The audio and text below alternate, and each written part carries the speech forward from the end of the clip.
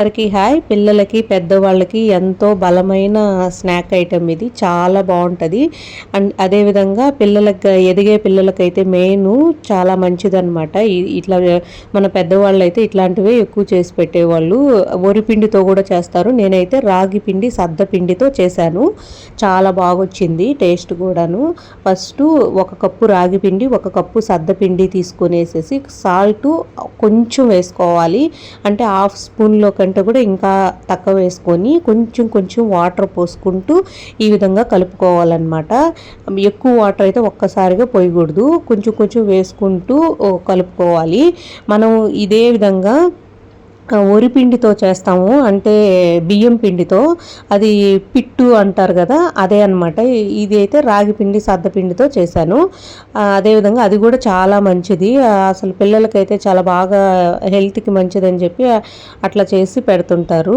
తర్వాత పచ్చి కొబ్బరి తురుము, కొబ్బరికి బ్యాక్ సైడ్ ఉంటుంది కదా, అది తీసేసేస్తే బాగుంటుంది. ఇట్లాగా వైట్గా ఉంటుంది. ఇంకోటి ఏంటంటే అదే కదా కొంచెం అరగదు అట్లాగా అనిపిస్తుంటుంది, కాబట్టి అట్లా తీసేసుకొని బాగా సన్నగా వీలైనంత సన్నగా తురుముకొని అది కూడా కొంచెం వేసి కలుపుకోవాలి. ఇట్లా కలిపేసి దాన్ని పక్కన పెట్టేసేసి, ఇది ఇడ్లీ పాత్రలో వచ్చిన ప్లేట్ అనమాట. ఇది ఆవిరికి మనం కుడుములు అట్లా ఉడికించుకోవడానికి ఇట్లా కూడా ఇస్తారు, ఇడ్లీ ప్లేట్లతో పాటు. దీంట్లో ఇట్లాగా క్లాత్ మనం కర్చీప్ లాంటిది ఉంటుంది కదా, ఇట్లాగా లేదంటే వైట్ క్లాత్ అయినా వేసుకోవచ్చు.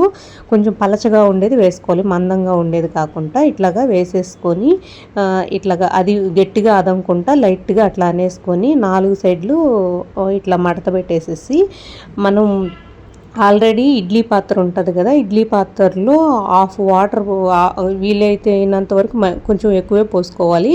ఇట్లాగా మీడియం ఫ్లేమ్లో పెట్టేసేసి ఒక 50 మినిట్స్ ఉడికితే సరిపోతుంది అనమాట. ఎందుకంటే మనం పలచగా పెట్టాము, కొంచెమే పెట్టాము కాబట్టి 15 నిమిషాలకు ఉడికిపోతుంది. అదేవిధంగా పిట్టు అంటే ఊర్లో ఇడ్లీ పాత్ర కట్లి పొయ్యి మీద పెట్టేస్తారు, 1 అవర్ అట్లా ఉడకద్ది, అంటే ఎక్కువ పెడతారు కాబట్టి. మనం కొంచెమే పెట్టాం కాబట్టి ఇట్లా ఆవిరి వస్తూ ఉంటుంది ఉడికిపోయినట్టు, మనం చూస్తే కూడా అర్థమవుతుంది పట్టుకొని. అంతే అనమాట, రెడీ అయిపోయింది. తర్వాత ఇంకా అది నీట్గా క్లాత్లో నుంచి ఇట్లా తీసేసుకోవాలి. కొంచెం అతుక్కున్నట్టు ఉంటుంది, బాగా ఉడికిపోయింది, అది మనకి చూడంగానే అనిపిస్తుంది. తర్వాత బెల్లము తురుము, ఇది బెల్లం పొడి ఉంటే మేలు, ఈజీగా అయిపోతుంది. బెల్లం పొడి లేదు, అందువల్ల నేను బెల్లాన్ని నీట్గా చాకుతో ఇట్లా తురిమినట్టు తీసానమాట.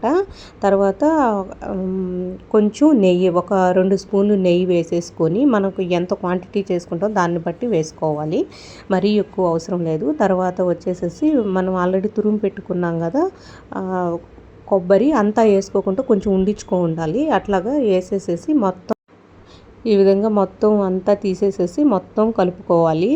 ఇది పిల్లలు తింటారో లేదో అనుకుంటారు, కానీ తింటారు. ఇది టేస్ట్ అయితే చాలా బాగుంటుంది కాబట్టి తింటారు. ఇక్కడ కేరళ హోటల్ ఒకటి ఉంది, అక్కడ అయితే మాత్రం సండే సాటర్డే మాత్రమే ఉంటుంది అనమాట. రాగి పుట్టు అంటే వాళ్ళు మనకి ఇస్తారనమాట. ఇట్లా ఉంటుంది అనమాట షేప్ కూడా ఆ హోటల్లో ఇచ్చేది. ఇట్లా మనం ఫస్ట్ కొబ్బరి కొంచెం లైట్గా కింద వేసేసేసి కొంచెం అదివినట్టు ఇట్లాగా షేప్ నీట్గా వస్తుంది అని చెప్పి నేను ఇట్లా చేశాను. కొంచెం పిల్లలకి డెకరేషన్గా ఇట్లా ఉంటే కూడా ఇష్టంగా తింటారు కదా, అందువల్ల నేనైతే ఇట్లా చేశాను అనమాట.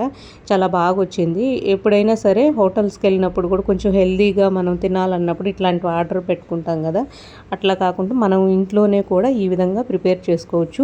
ఓకే, రాగి పుట్టు రెడీ అయిపోయింది. నా ఛానల్లో వంటల గురించి, అదేవిధంగా గార్డెనింగు, చిన్న ముగ్గు డిజైన్లు కూడా ఉంటాయి. నచ్చిన వాళ్ళు please like, share, subscribe. Okay, thank you.